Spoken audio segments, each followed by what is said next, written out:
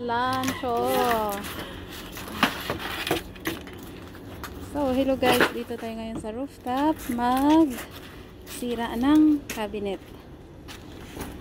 Para itatapon. Kasi hindi siya pwedeng itapon na buo. Kaya, kailangan natin i-dissect. Oh my God. Oh my God. What is this?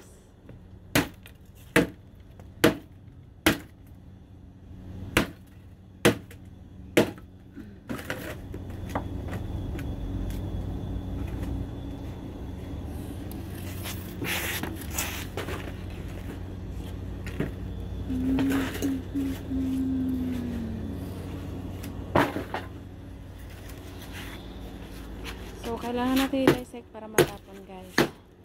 And that's an OFW diary for today. So, finally, ayan na. Okay.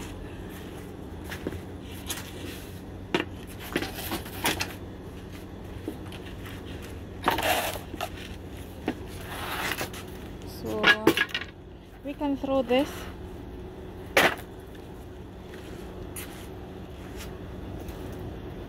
That's all for today. Thank you for watching. Ito yung rooftop namin.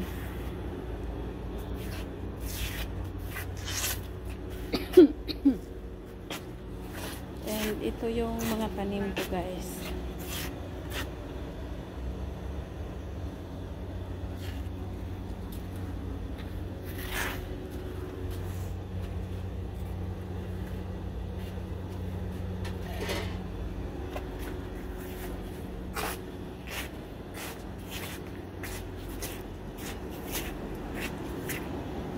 Okay, thank you again for watching. That's all for today.